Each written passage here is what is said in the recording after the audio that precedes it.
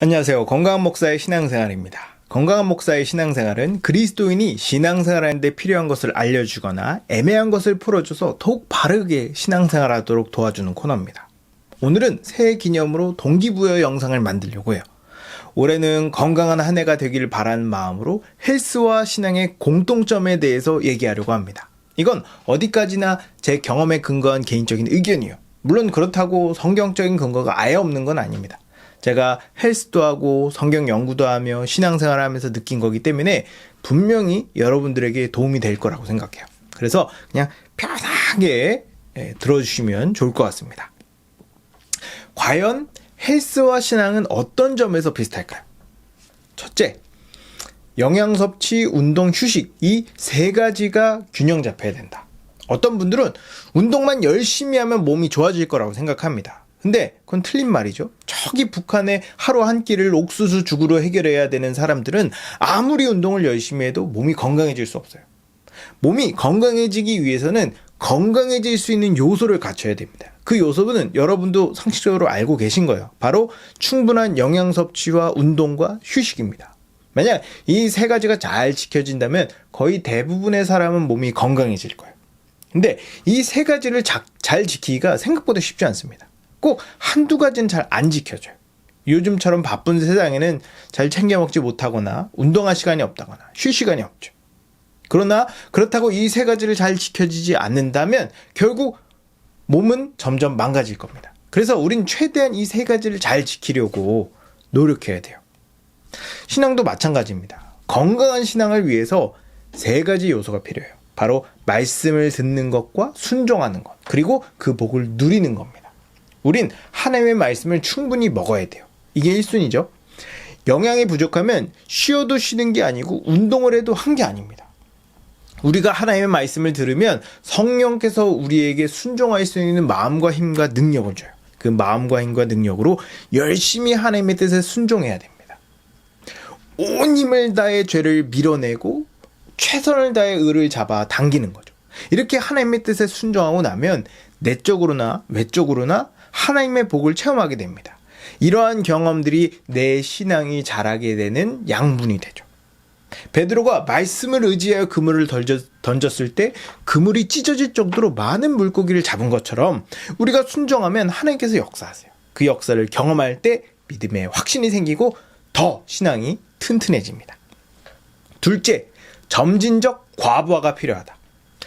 헬스장에서 운동을 열심히 하는데 발전이 없는 사람들 있죠. 물론 여러 가지가 있겠지만 그것들 중에 큰 비중을 차지하는 게 있습니다. 그건 점진적 과부하의 원리를 적용하지 않았기 때문이에요.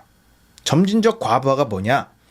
점점 더 무게와 횟수를 늘리는 겁니다. 예를 들면 한 달 전에는 5kg로 운동했다면 지금은 10kg로 운동을 하는 거예요. 맨날 같은 무게, 같은 횟수로 운동하면 어느 순간 성장이 멈춥니다.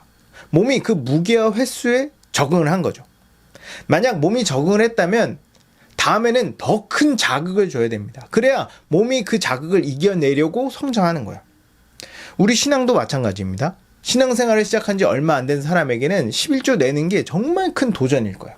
근데 어느 순간이 되면 11조 내는 것이 익숙해집니다. 적응이 된 거죠. 그럼 11조보다 더 큰 믿음을 써야 하는 일에 도전을 해야 되는 거예요. 예를 들면 주변 사람들에게 복음을 전하려 한다든가 용서할 수 없는 사람을 용서한다든가 습관적인 죄를 끊는다든가 하는 도전을 함으로써 더 고차원적인 순종을 할 수 있어야 됩니다. 어떤 분들은 나 정도 신앙이면 충분하지 라고 생각하는데 심각한 착각이에요. 그리스도인에게 적당한 신앙은 없습니다. 우리의 궁극적인 목표는 예수님을 닮는 거예요. 예수님께 한 발자국이라도 더 가까이 나가는 게 우리 인생입니다. 그때까지 절대로 만족할 수 없는 자가 우리예요. 고난 없이는 믿음의 성장도 없습니다.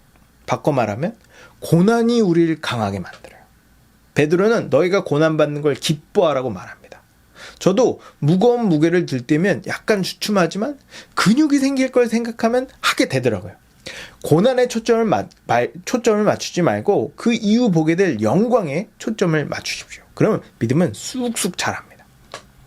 셋째, 꾸준히 해야 된다.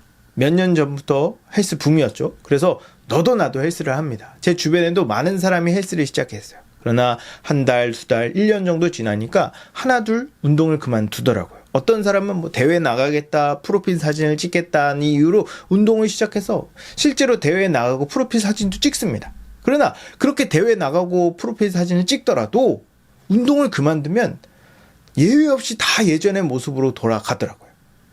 이런 사람들이 자주 하는 말 중에 하나가 나도 예전에는 몸이 좋았었다 말합니다. 근데 예전에 몸이 좋고 건강한 뭐합니까? 지금 건강해야죠. 신앙도 마찬가지입니다. 과거의 신앙이 좋았던 건 아무 소용없어요. 제 주변에 청년부 회장, 성가대 대장, 찬양 인도자였던 사람들 중에 지금 교회 안 나간 사람들이 많습니다. 과거에 회장했고 성가대며 인도자면 뭐합니까? 지금 믿음이 없으면 지옥 가는 거예요. 전 이렇게 처음에 믿음이 좋았다가 시들어지는 사람들 중 과반수가 가짜 믿음이 아닌가 생각합니다. 나의 믿음이 진짜인지 가짜인지 언제 확실히 드러나냐면 마지막에 드러나요. 그러니까 운동이든 신앙이든 시작했다면 끝까지 가십시오. 바울은 그리스도인의 인생을 장거리 경주와 비교해요. 완주만 하면 무조건 이기는 경주입니다. 대신 포기하면 지는 거예요. 근데 우리가 포기하지 않고 꾸준히 믿음의 길을 가다가 보면 어느 순간 탄력을 받게 되는 때가 올 겁니다. 그럼 그때부터 쭉 올라가는 거예요. 저는 지금이 과거 그 어느 때보다도 신앙이 좋다고 생각합니다. 만약 제가 여기서 멈추지 않고 계속해서 꾸준히 앞으로 나간다면 지금보다 훨씬 더 신앙이 좋아질 거라고 믿어요. 뭐 저만 그럴까요? 아니요. 여러분도 그럴 겁니다. 그러니 중간에 멈추지 말고 끝까지 가십시오. 넷째, 항상 부상을 조심해야 된다. 운동을 하다 보면 부상을 당할 때가 있어요. 저도 뭐 심하지는 않았지만 운동을 무리하게 해서 어깨가 아팠던 적이 있습니다. 보통은 자세가 바르지 않거나 욕심을 냈을 때 부상을 당하더라고요. 이렇게 부상을 당하면 한동안 운동을 못합니다. 그러면 손해가 이만저만이 아니에요. 다친 곳은 어깨 한 부위지만 어깨를 쓰는 모든 운동을 다 못합니다. 그럼 그동안 공들였던 것들이 말짱 도루묵이 되는 것 같은 느낌을 받아요. 다치는 것은 한순간이지만 회복되는 데는 시간이 오래 걸립니다. 그만큼 운동을 할 때 다치지 않는 게 너무너무 중요해요. 신앙도 마찬가지입니다.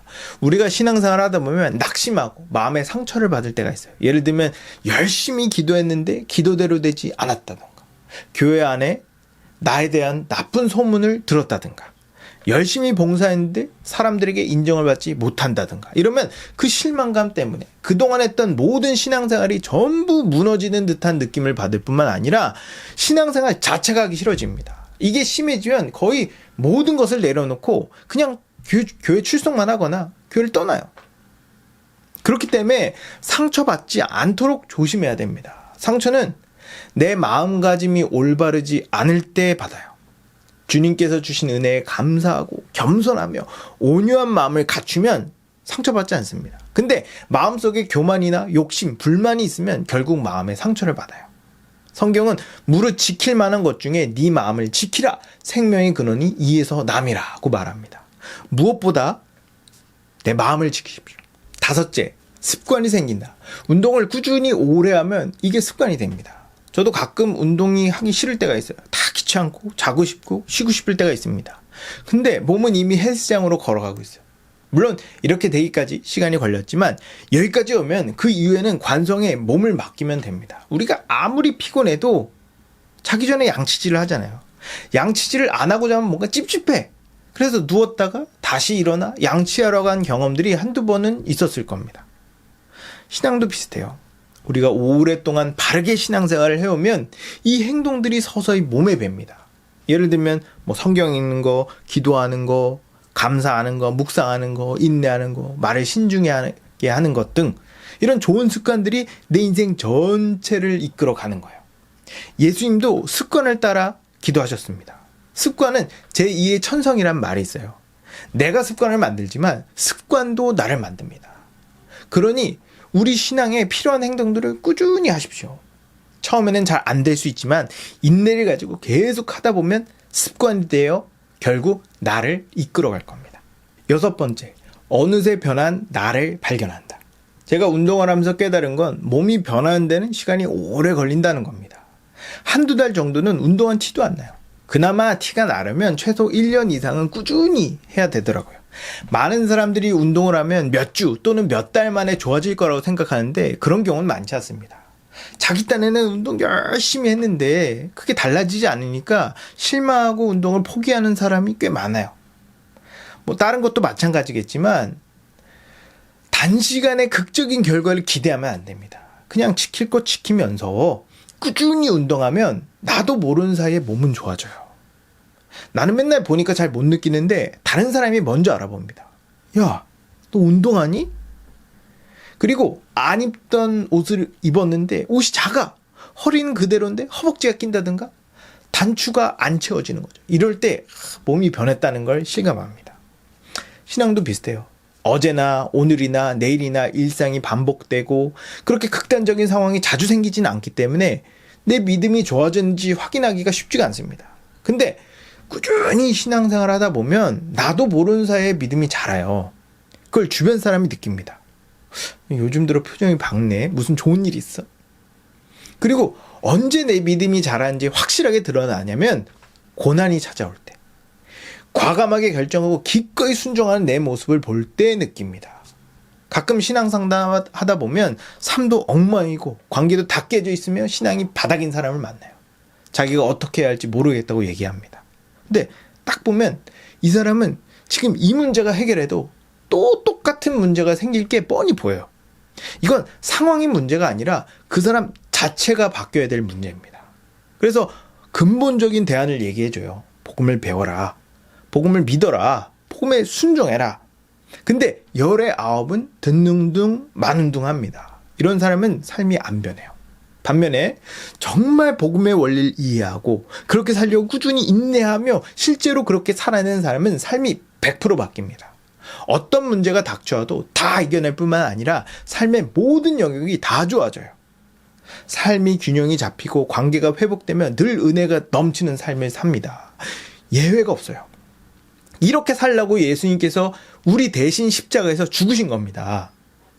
내 힘으로는 나를 못 바꾸지만 복음은 나를 바꿀 수 있어요. 그러니 소망을 가지고 복음으로 살기 바랍니다.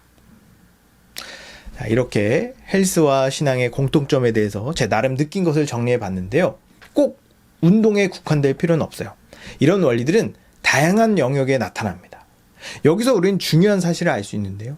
내 영혼과 정신과 육체는 매우 비슷한 원리로 움직인다는 겁니다. 하나님께서 우리의 영혼육이 서로 비슷하면서 서로 교류하도록 만드셨어요. 그래서 몸이 건강하면 정신과 영이 건강할 수 있고 정신이 건강하면 몸과 영이 건강할 수 있으며 영이 건강하면 몸과 정신이 건강할 수 있는 겁니다. 근데 이 세 가지 영혼, 정신, 육체 중에서 가장 결정적이면서 근본적인 건 영혼입니다.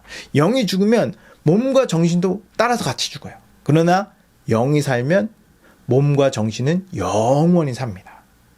물론 우리는 정신과 육체의 건강을 위해 다분히 노력해야 돼요. 그러나 정신과 육체가 건강해지는 데는 한계가 있습니다. 죄 때문이죠. 죄의 문제를 극복하지 못하면 정신과 육체는 결국 쇠약해질 수밖에 없어요.